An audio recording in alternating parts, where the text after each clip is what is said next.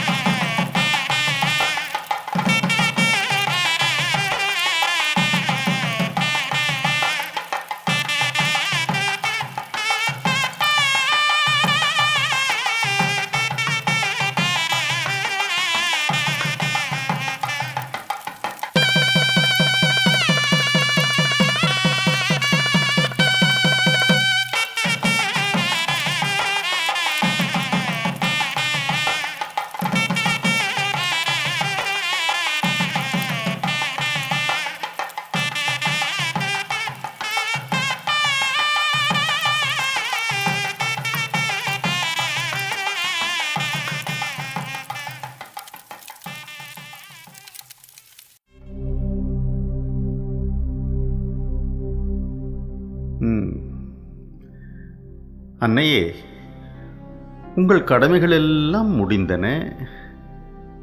இப்போது நிம்மதியாகத்தானே இருக்கிறீர்கள்? இல்லை வியாசா, என் கடமைகள் இன்னும் முடியவில்லை.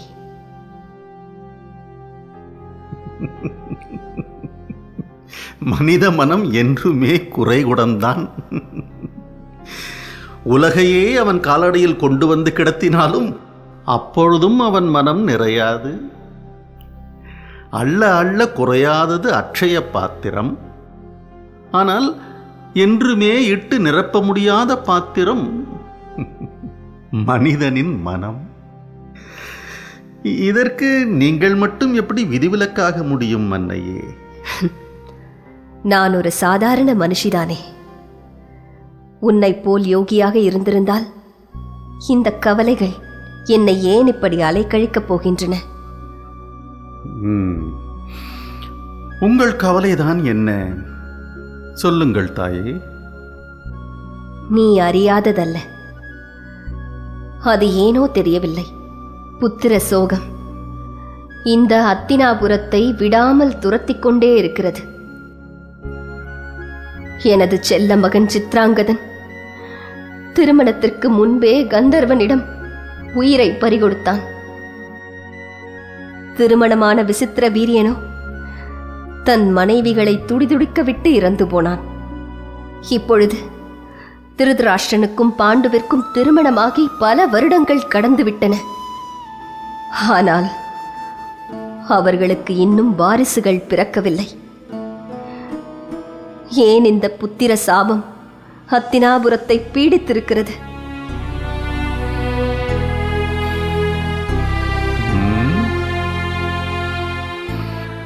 நாம் செய்யும் கர்மத்தின் பலனை நாம் தானே தாயை அனுபவிக்க வேண்டும்.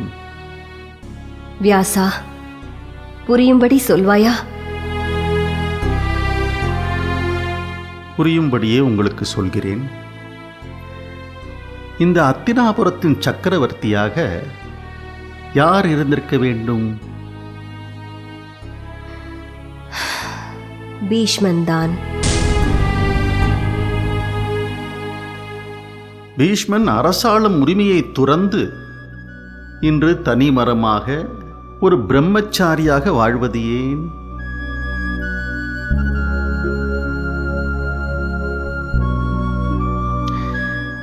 அம்மா, உங்களின் தந்தை சுயநலமாக சிந்தித்தார். பீஷ்மனிடமிருந்து ராஜ்ய உரிமையை பறித்துக் கொண்டார். அத்தோடு அவனை விட்டுவிடவில்லை. ஒரு ஆண்மகனின் நியாயமான ஆசைக்கு நிரந்தரமாக தீ வைத்தார். பீஷ்மன் பிரம்மச்சாரி ஆனான். இன்று காய்க்காத ஆண் பனையாக நம்முள் உயர்ந்து நிற்கிறான் பீஷ்மன். வியாசா, இது பீஷ்மன் தன் தந்தைக்காக எடுத்த சபதம்தானே? இருக்கலாம். ஆனால் பீஷ்மன் பிரம்மச்சாரி ஆனதற்கு யார் மூல காரணம்? உங்கள் தந்தைதானே. அந்த பாவமே அத்தினாபுரத்தை இதுவரை பீடித்திருக்கிறது.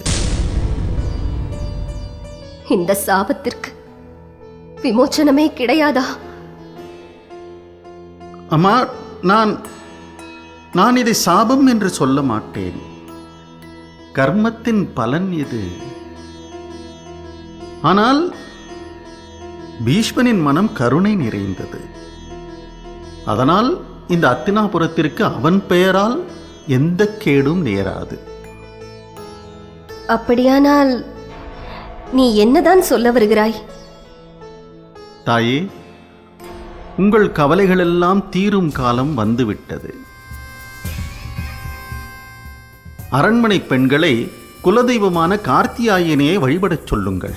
விரைவில் உங்கள் பேரன்கள் போதும் போதும் என்று சொல்லும் அளவிற்கு அத்தினாபுரத்தின் வாரிசுகளை பெற்றுத் தருவார்கள். கவலையை விடுங்கள்.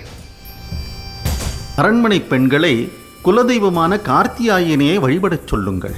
விரைவில் உங்கள் பேரன்கள் போதும் போதும் என்று சொல்லும் அளவிற்கு அத்தினாபுரத்தின் வாரிசுகளை பெற்றுத் தருவார்கள். கவலையை விடுங்கள்.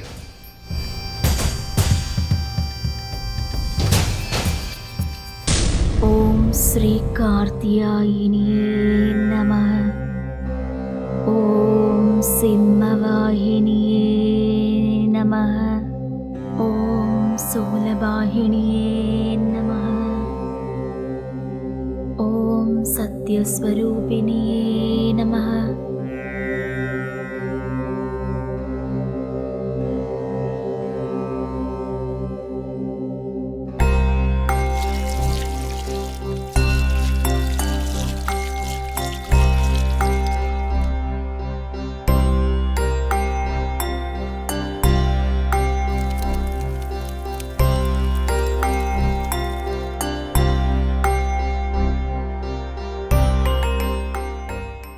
காந்தாரி, உன் உபசரிப்பாலும் விருந்தாலும் என் மனமும் நிறைந்துவிட்டது. பெற்ற தாயைப் போல் களங்கமில்லாத உன் அன்பைக் கண்டு நான் நெகிழ்ந்து போனேன். இப்பொழுது நான் மகிழ்ச்சியின் உச்சத்தில் இருக்கிறேன். உனக்கு ஏதாவது கொடுக்க வேண்டும் என்று விரும்புகிறேன். என்ன வரம் வேண்டும்? கேள், தயங்காமல் கேள்.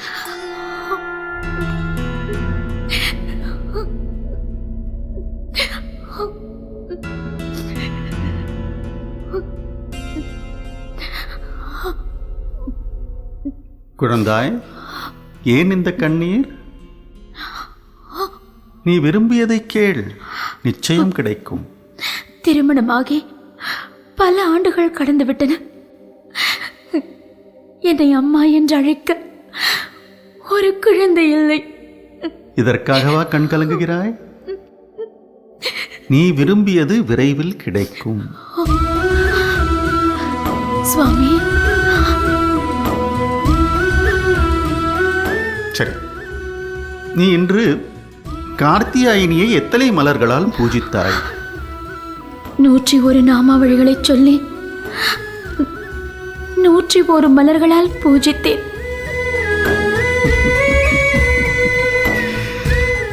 அப்படியானால் உனக்கு 101 குழந்தைகள் பிறக்கும்.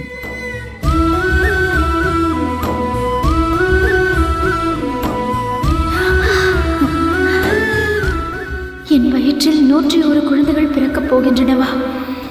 தீர்காயுஷ்மான் பவா.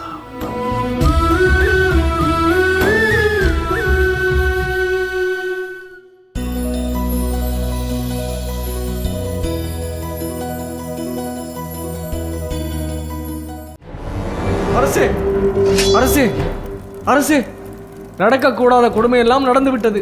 என்ன சொல்கிறீர்கள்? என் மகளையும் கொன்று விட்டான் அந்த படுபாவி. அப்படி செய்திருந்தால் கூட கொஞ்சம் கௌரவமாக இருந்திருக்கும். உங்களுக்கு நான் எப்படி அந்த கொடுமையை சொல்வேன்? தாமதிக்காமல் என்ன நடந்தது என்று சொல்லுங்கள். அரசே, தேவகி வசுதேவர் இருவரையும் இந்த மதுரா நகரே வேடிக்கை பார்க்கும்படி சங்கிலியால் பிணைத்து விலங்குகளைப் போல் இழுத்துச் சென்று சிறையில் அடைத்திருக்கிறான் அந்த கம்சன். இனியும் அந்த அரக்கனின் கொடுமைகளை என்னால் தாங்கிக் கொண்டிருக்க முடியாது. இன்று அதற்கு ஒரு முடிவு கட்ட. அரசே, அரசே, நான் சொல்வதை கேளுங்கள். கம்சா,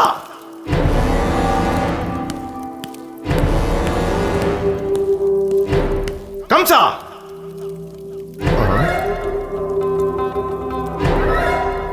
வணக்கம் தந்தையே. நீயும் ஒரு மனிதன் தானா? நான் மனிதன் இல்லை என்கிற ரகசியம் பாவம் உங்களுக்கு தெரிந்திருக்க வாய்ப்பில்லை. இப்படி ஒரு கொடுங்கோலனை வளர்த்ததற்காக நான் வெட்கப்படுகிறேன். நான் அப்படி என்ன கொடூரத்தை செய்துவிட்டேன் என்று அறிந்து கொள்ளலாமா? மாபாதகா, என்ன கொடூரத்தை தான் நீ செய்யவில்லை?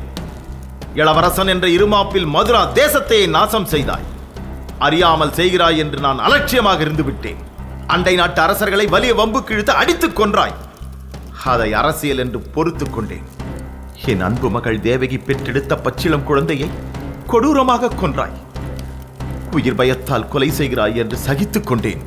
இப்போது என் அன்பு மகளையும் அவளது கணவனையும் மாடுகளைப் போல் வீதியில் இழுத்து வந்து சிறையில் தள்ளி இருக்கிறாய். உண்மை, அப்படித்தான் செய்தேன். நீங்கள் அறியாத இன்னொரு உண்மையையும் உங்களுக்கு சொல்கிறேன். நன்றாக காது குளிர கேட்டுக்கொள்ளுங்கள். உங்களது இளைய மகன் மதுரன் முடிசூட்டும் விழாவிற்கு முதல் நாள் அன்று மலையிலிருந்து தவறி விழுந்து இறந்தானே, நினைவிருக்கிறதா? உங்களது இளைய மகன் மதுரன் மலை உச்சியிலிருந்து தவறி விழவில்லை. மூத்தவன் நான் இருக்கும்போது இளையவனுக்கு எப்படி முடிசூட்டலாம்? அதற்கு காரணமும் இருக்கிறது. யயாதி மன்னருக்கு வயோதிக காலத்தில் ஒரு விசித்திரமான விருப்பம் ஏற்பட்டது. அவர் மீண்டும் இளைஞனாக வேண்டும் என்று விரும்பினார். அதனால் தன்னுடைய மூத்த மகனிடம் சென்று அவனுடைய இளமையை தானமாக கேட்டார். அவனோ தர மறுத்துவிட்டான். அடுத்த மகனிடமும் கெஞ்சி பார்த்தார். அவனும் மறுத்துவிட்டான். அப்பொழுதுதான் யயாதி மன்னனுடைய கடைசி மகன் புரு தன் இளமையை தந்தைக்கு தானம் செய்ய முன்வந்தான். அன்றிலிருந்து தந்தைக்கு உதவாத மூத்த பிள்ளைகளுக்கு அரசாள உரிமையில்லை, கடைசி மகனுக்குத்தான் பட்டம் சூட்டப்பட வேண்டும் என்று சட்டம் இயற்றப்பட்டது. இளையவன் தான் முடிசூட்டப்படுவான் என்று அக்ரூவர் சொன்னதும் எனது மனம் கோபத்தில் கொந்தளித்தது. அவனை விளையாட வருமாறு வற்புறுத்தி மலை உச்சிக்கு அழைத்துச் சென்றேன். கண்ணிமைக்கும் நேரத்தில் அவனை கீழே தள்ளிவிட்டேன். இதை கண்ட மற்ற சகோதரர்கள் என் மீது பயம் கொண்டு இதை வெளியே சொல்லாமல் மறைத்து விட்டார். அவனை கொன்றதும் அடியேன் தான். கம்சா, அறைந்து விடுவேன், ஜாக்கிரதை. சதிகாரா, சதிகாரா, ஏது மரியாத பாலகனான என் மகனை பதவிக்காக கொன்றது நீதானா? சந்தேகமா? நான் செய்யும் அத்தனை காரியங்களும் புண்ணியங்களே. உங்கள் மகனை கொன்றதிலிருந்து உங்கள் மகள் தேவகியை சிறையில் தள்ளியது வரை. இனி உன்னிடம் பேசி பயனில்லை. ஓ, உணர்ச்சி பீரிட்டு விட்டதோ? என்னுடன் போரிட தயாராகி விட்டீர்களா? நான் எதற்காக உன்னிடம் போரிட வேண்டும்? நான் இந்த தேசத்தின் அரசன். உன்னை போன்ற அற்பனிடம் போரிட்டால் எனக்குத்தான் இழுக்கு. இந்த பயம் எனக்கு மிகவும் பிடித்திருக்கிறது. இறுதியாக எச்சரிக்கிறேன், என் மகளையும் மருமகனையும் சிறையிலிருந்து விடுவித்து விடு. உன்னை மன்னித்து உயிரோடு விட்டு விடுகிறேன். இல்லை என்றால்? யாரங்கே? கம்சனை கைது செய்து சிறையில் அடையுங்கள். நான் சொன்னது உங்கள் செவிகளில் விழவில்லையா? கம்சனை கைது செய்யுங்கள்.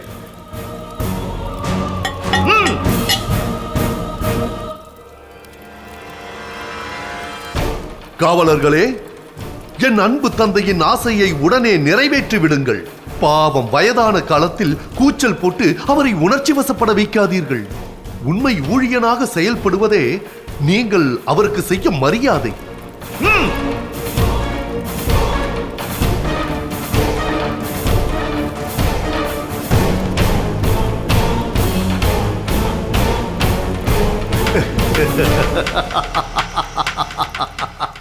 உண்மையான ஊழியன் என்று நீங்கள் நினைத்தவர்கள் உங்களை எப்படி நடத்துகிறார்கள் பார்த்தீர்களா? இதுதான் என் அரசியல். இனி இந்த கம்சன் தான் மதுரா தேசத்தின் மன்னன். சிறையில் சென்று ஓய்வெடுங்கள். வளர்த்த பாவத்திற்காக நல்ல உணவு தர சொல்கிறேன்.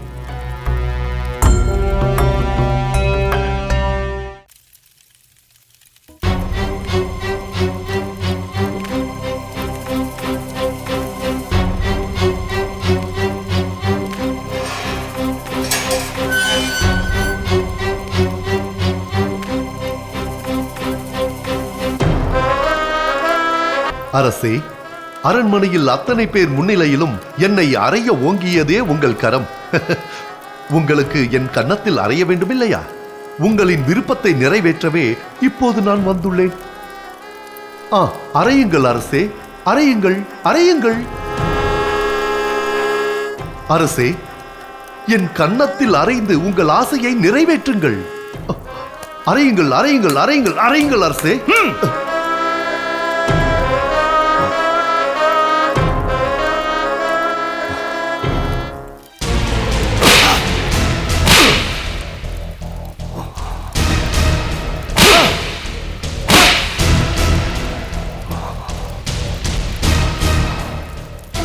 என்ன நெஞ்சுரம் உனக்கிருந்தால் சபை நடுவே என்னை அறைய கை ஓங்கி இருப்பாய். இன்று நான் கொடுத்த அறையை உன் வாழ்நாள் முழுவதும் மறக்க மாட்டாய் இல்லையா? கம்சா, உன் தந்தை என்றும் பாராமல் என் கன்னத்தில் அறைந்து என்னை அவமானப்படுத்தி விட்டாய் அல்லவா? என்ன சொன்னாய்? இன்னொரு முறை சொல். நீ எனக்கு தந்தையா? இதை சொல்ல உனக்கு வெட்கமாக இல்லை? நான் யாருக்கு பிறந்தேன் என்ற ரகசியம் தெரியுமா உனக்கு? நீ என் தந்தையும் இல்லை, நான் உன் மகனும் இல்லை. என் தந்தை அசுர குலத்தை சேர்ந்தவர். யார் தெரியுமா? திருமிலன். எல்லா உண்மையையும் சொல்லிவிட்டார். இன்னொரு முறை என்னை மகனே என்று அழைத்தால் உன் நாவை துண்டாக்கி விடுவேன்.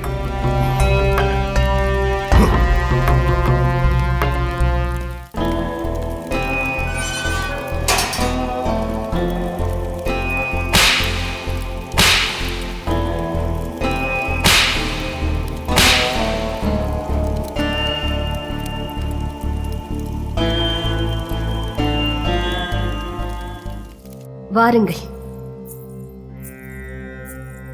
வியாசா, பாண்டுவும் புத்திர பாக்கியம் பெற இவர்களை நீ மனமாற ஆசிர்வதிக்க வேண்டும்.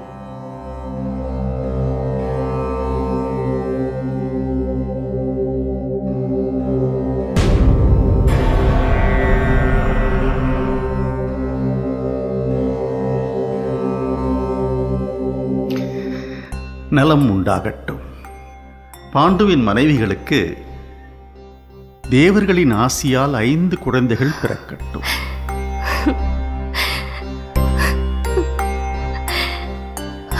நன்றி மகனே, நன்றி.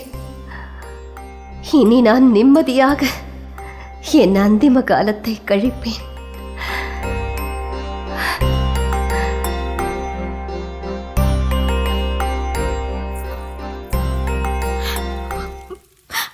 ஐயோ, என் குழந்தை சிந்திய இரத்தத்தின் வாடை என் மூச்சை திணற வைக்கின்றது. அதன் சிரிக்கும் முகம் என் நெஞ்சில் உறைந்து விட்டது. ஏன் நமக்கு மட்டும் இப்படி ஒரு கொடுமை நிகழ வேண்டும்? ஜனனமும் மரணமும் தொடர்வினை. இந்த இரண்டுக்கான திறவுகோல் நம்மிடம் இல்லை. மரணம் எனும் பாதை இறைவனின் திருப்பாதத்தில் நம்மை கொண்டு போய் சேர்க்கும். அப்படியானால் நம் குழந்தையும் இறைவனின் திருப்பாதத்தில் சேர்ந்து விடும் அல்லவா? இதில் உனக்கு சந்தேகம் என்ன தேவகி? இப்பொழுது நாம் கையேறு நிலையில் இருக்கிறோம். நடந்ததை நினைத்து உன்னை வருத்திக் கொள்ளாதே. துன்பத்திலிருந்து விடுதலை அடைய ஒரே வழி பற்றினை துறந்து விடுவதுதான். இப்பொழுது நாம் கொண்டிருப்பது குழந்தையின் மீதான பற்று. பற்று ஆசையாக பரிமாணிக்கிறது. ஆசை சினமாக வடிவெடுக்கிறது. சினத்தால் மனக்குழப்பம், குழப்பத்தால் நினைவின்மை, நினைவு நாசத்தால் புத்தி நாசம், புத்தி நாசத்தால் நன்னறி இழந்து மனிதன் வீழ்கிறான். இந்த இழிவு நிலை நமக்கு வேண்டாம் தேவகி. நாம் ஒருவருக்கும் கேடு நினைத்ததில்லை. நாம் நல்லதையே நினைப்போம். நான் நம்பும் நாராயணன் என்னை எப்படி கைவிடுவான்?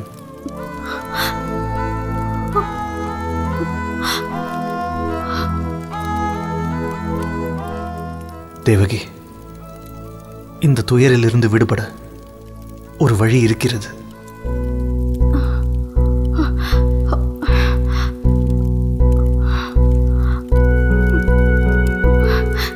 என்ன அது? உடனே சொல்லுங்களேன். நமக்கு குழந்தைகள் பிறந்தால்தானே அதை உன் அண்ணனால் கொல்ல முடியும். இந்த கொடுமையிலிருந்து விடுபட இதுதான் சிறந்த வழி. நமக்கினி குழந்தையே வேண்டாம். இந்த சிறைச்சாலையில் யோக வாழ்வை மேற்கொள்வோம்.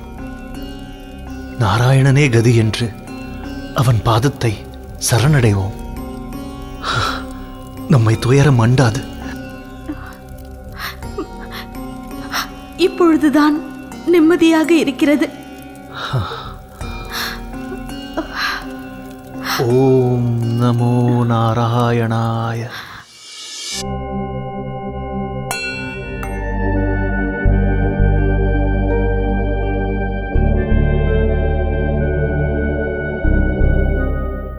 என்னிடம் சொல்லக்கூடாத காரணம் என்றால் விட்டுவிடுங்கள்.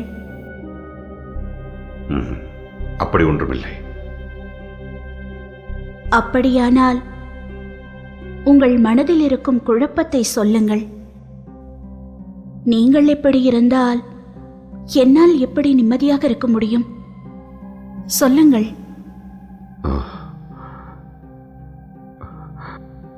அண்ணன் திருதராஷ்டிரர் அரியணையை விட்டு இறங்க வேண்டும். நான் அரியாசனத்தில் அமர வேண்டும். இதுதான் பிரச்சனை. அரசே, கொஞ்சம் புரியும்படி சொல்லுங்கள்.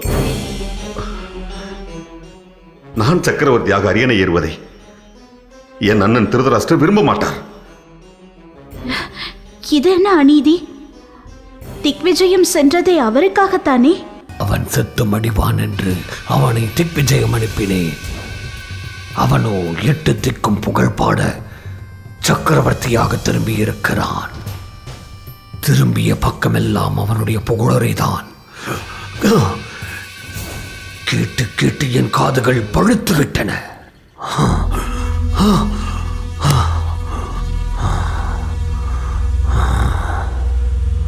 திக்விஜயத்தை முடித்துக்கொண்டு நாடு திரும்பியதும் சக்கரவர்த்தியான நீங்கள் தானே அரியணை ஏற வேண்டும்? அது உண்மைதான். ஆனால் சூழ்நிலையை என் அண்ணன் புரிந்து கொள்ள வேண்டுமே. அரசே, அவர் ஒன்றும் குழந்தை இல்லை. நிச்சயம் அதை புரிந்து கொள்வார்.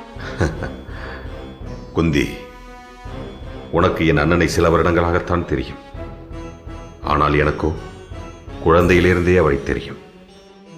பிறக்கும் போதே தன்னை சக்கரவர்த்தியாக நினைத்துக் கொண்டு பிறந்தவர். அரியணையை எனக்கு விட்டுக் கொடுக்க அவர் நிச்சயம் விரும்ப மாட்டார். சக்கரவர்த்தியான தாங்கள் நாட்டில் இருக்கும்போது அவர் அரியணையை விட்டு இறங்கிதானே ஆக வேண்டும். அதுதானே சத்திரிய தர்மம். உண்மைதான். ஆனால் எனக்கு முடிசூட்டும் விழாவிற்கு முதல் நாள் நடந்த நிகழ்வை மறந்துவிட்டு எல்லோரும் பேசுகிறீர்கள். நான் நாடு திரும்பியதிலிருந்து அண்ணன் முகத்தில் மகிழ்ச்சியே இல்லை. நான் சக்கரவர்த்தியாக அரியாசனத்தில் அமர்வதை அவரால் நிச்சயமாக ஏற்றுக்கொள்ள முடியாது. பெரும் விபரீதம் நடக்கப் போவதாக என் மனம் எச்சரிக்கிறது. பிதாமகரிடமோ ராஜமாதாவிடமோ இது குறித்து ஆலோசனை கேட்கலாமே. இல்லை குந்தி, அவர்கள் இருவருமே சத்திரிய தர்மத்தை பற்றித்தான் கவலைப்படுவார்கள். என் கவலையோ என் அண்ணன் திருதராஷ்டிரனை பற்றியது. நம்மால் தீர்வு காண முடியாத பிரச்சனைக்கு வேறு யாரிடமாவது யோசனை கேட்பதுதானே நல்லது.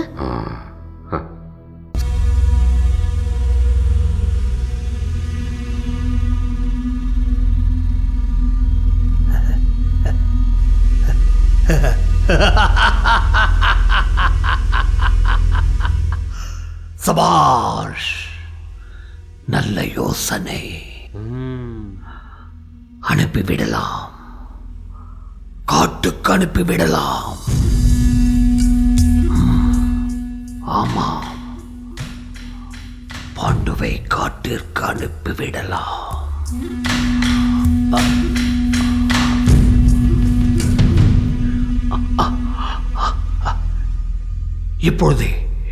இப்பொழுதே பாண்டுவிடம் இதை சொல்லிவிடலாமே. சரியாக சொன்னாய். கடந்த முறை என்னை இப்படி ஒரு இக்கட்டிலிருந்து காப்பாற்றியவர் மைத்துனர் சகுனிதான். அவரிடம் யோசனை கேட்டால் இந்த பிரச்சனைக்கு நல்லதொரு தீர்வு கிடைக்கும். அவரை கலந்தாலோசித்தால். அவரிடம் கலந்து ஆலோசிப்பது எனக்கு அத்தனை சரியானதாக படவில்லை.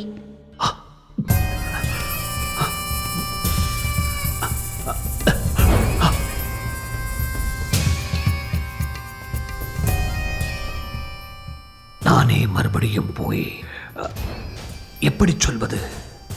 இளவரசே, சக்கரவர்த்தி காட்டுக்குள் அனுப்பும் யோசனை நன்றாக இருக்கிறது. ஆனால் ஒரு சந்தேகம். சக்கரவர்த்தியை ஏற்கனவே திக்விஜயம் அனுப்பி வைத்தீர்கள், திரும்பி வந்து விட்டார். இப்போது காட்டுக்கு சென்று உடனே திரும்பி வந்து விட்டால்? மடையா, முதலில் அவரை காட்டிற்கு அனுப்புவோம். அதற்கு பிறகு நிரந்தரமாக தங்குவதை பற்றி யோசிப்போம்.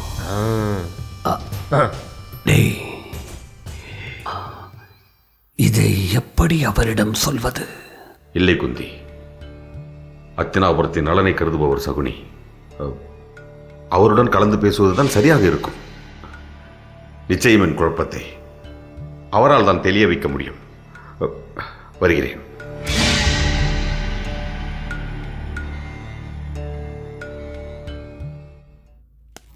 வணக்கம் இளவரசே, பாண்டு சக்கரவர்த்தி வந்து கொண்டிருக்கிறார்.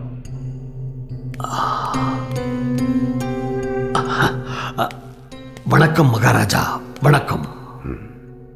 வணக்கம் மைத்துனரே. நாட்டின் சக்கரவர்த்தியே என்னை தேடி வந்திருப்பது பூர்வ ஜென்மத்தில் நான் செய்த புண்ணியம். முகஸ்துதி பாடுவது தங்களுக்கு பிடிக்காது. ஆனாலும் தங்கள் புகழ் பாடாமல் என்னால் இருக்க முடியவில்லை. அங்கத மன்னன் தீர்க்கனின் கதையை தீர்த்து கட்டிய மாவீரர் தாங்கள். விதேய ராஜாக்களை ஓட ஓட விரட்டி அடித்த வெற்றியின் சிகரம் தாங்கள். தசரண சேதத்தை தகர்த்தெறிந்த தசரதனின் மறு உருவம் தாங்கள். சிம்ம அரசனை சம்ஹாரம் செய்த சண்முக கடவுள் தாங்கள்.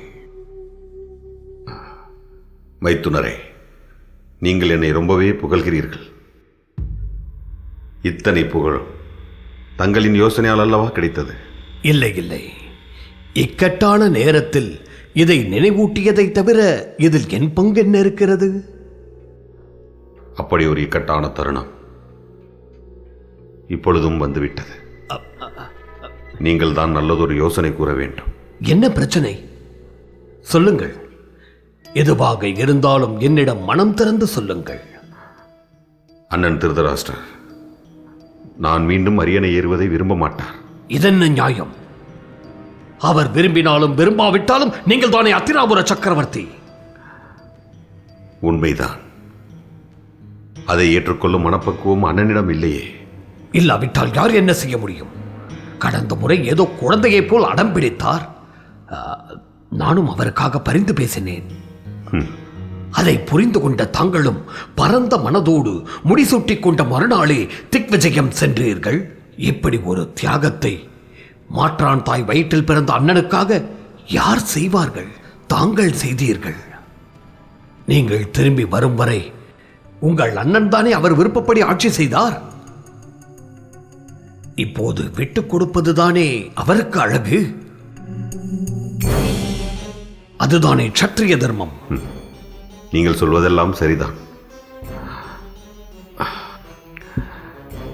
நாம் என்ன செய்வது மைத்துனரே? இதையெல்லாம் அண்ணன் புரிந்து கொள்ள வேண்டுமே. புரிந்து கொள்ளாவிட்டால் போகட்டும். இனி நீங்கள் அரியணையில் அமர்வதுதான் நியாயம். மக்களும் அதையேதான் விரும்புவார்கள். வந்த வாசத்தில் சிக்கிக் கொள்வது சத்திரிய தர்மத்திற்கு எதிரானது. மைத்துனரே, என் அண்ணன் துயரத்தில் ஆழ்ந்து கிடப்பதை நான் என்றும் விரும்ப மாட்டேன். இப்படி சொல்வதற்கு என்னை மன்னிக்க வேண்டும் அரசே. உங்கள் அண்ணன் துயரத்தில் தான் மூழ்கி கிடப்பேன் என்று அடம் பிடித்தால் அது அவர் தலையெழுத்து. முதலில் ஒரு மனிதனுக்கு மனப்பக்குவம் வேண்டும்.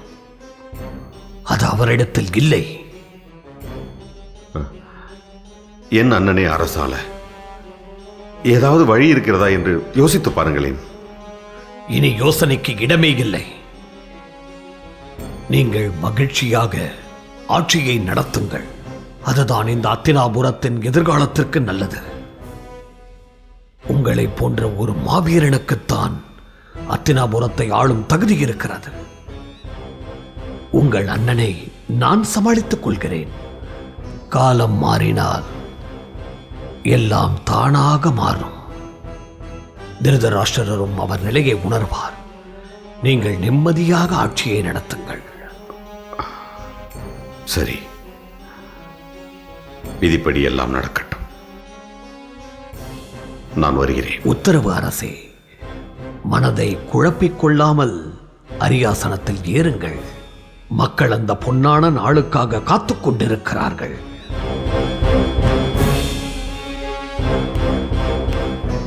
நிலவா, உடனே வா. உடனே நான் காட்டிற்கு கிளம்ப வேண்டும். அதற்கான ஏற்பாடுகளை உடனே செய். அப்பப்பா, இந்த அரசியலே நமக்கு ஆகாது. நிம்மதியாக காட்டிற்கு சென்று ஓய்வெடுக்க வேண்டும். பிரச்சனை, குழப்பம், சிக்கல், இதுதானே அரண்மனையில் நாம் கண்ட சுகம். இது எதுவுமே வேண்டாம். நிம்மதியாக காட்டில் காலத்தை கழிக்கலாம். ஏகாந்தமான வாழ்க்கையை வாழலாம். இயற்கையான காற்றை சுவாசித்துக் கொண்டு காட்டின் அழகை ரசித்துக் கொண்டிருக்கலாம். போதுமப்பா இந்த அரண்மனையின் வாழ்க்கை. இளவரசு, உங்களுக்கு என்ன சித்தம் கலங்கி விட்டதா? இன்னும் கொஞ்ச காலம் இந்த அரண்மனையில் இருந்தால் சித்தம் கலங்கி போய்விடும். உடனே கானகம் செல்ல எல்லாம் தயார் செய்.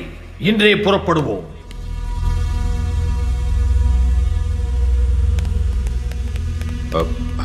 மைத்துனரே, அரசே, காட்டிற்கு செல்ல வேண்டியது நீங்கள் இல்லை, நான் தான். ஐயோ மகாராஜா, என்ன சொல்கிறீர்கள்? ஆம், அண்ணனின் விருப்பத்தை நிறைவேற்ற வழி தெரியாமல் தவித்துக் கொண்டிருந்தேன். இம்முறையும் உங்கள் மூலமே அதற்கு தீர்வு கிடைத்து விட்டது. அரசே, எனக்கு மன நிம்மதி இல்லாமல் இருந்ததினால்தான் காட்டிற்கு செல்லலாம் என்றிருந்தேன். இவ்வளவு பொறுப்புகள் இருக்கும் நீங்கள் காட்டிற்கு செல்ல வேண்டிய அவசியம் என்ன? இருக்கிறது மைத்துனரே. எனக்கு இந்த அரசியல், போர், சத்திரிய தர்மம் எல்லாம் அழுத்து போய்விட்டது. ஏகாந்தத்தை தேடி என் மனம் அலைகிறது. அது புரியாமல் தான் இத்தனை நாள் நான் தவித்துக் கொண்டிருந்தேன். நீங்கள் எனக்கு சரியான வழியை காட்டிவிட்டீர்கள். இதனால் நானும் என் விருப்பப்படி கானகம் சென்று ஏகாந்தமாக வாழப்போகிறேன். அண்ணனும் அவர் விருப்பப்படி அத்தினாபுரத்தை ஆண்டு கொண்டிருப்பார். ஐயோ, தெரிந்தோ தெரியாமலோ இதற்கு நான் காரணமாகிவிட்டேனே. மைத்துனரே, என்றும் எனக்கு நீங்கள் நல்லதையே எண்ணுகிறீர்கள். கவலையை விடுங்கள். அண்ணனுக்காக நான் நாட்டை தியாகம் செய்யவில்லை. என் விருப்பம் எதுவென்று தெரியாமல் இருந்தது. அதை நீங்கள் புரிய வைத்து விட்டீர்கள். அவ்வளவுதான். நான் வருகிறேன். மகாராஜா, வேண்டாம் வேண்டாம் மகாராஜா. இல்லை மைத்துனரே, நான் கானகம் செல்ல வேண்டியிருக்கிறேன். வருகிறேன். மகாராஜா மகாராஜா மகாராஜா.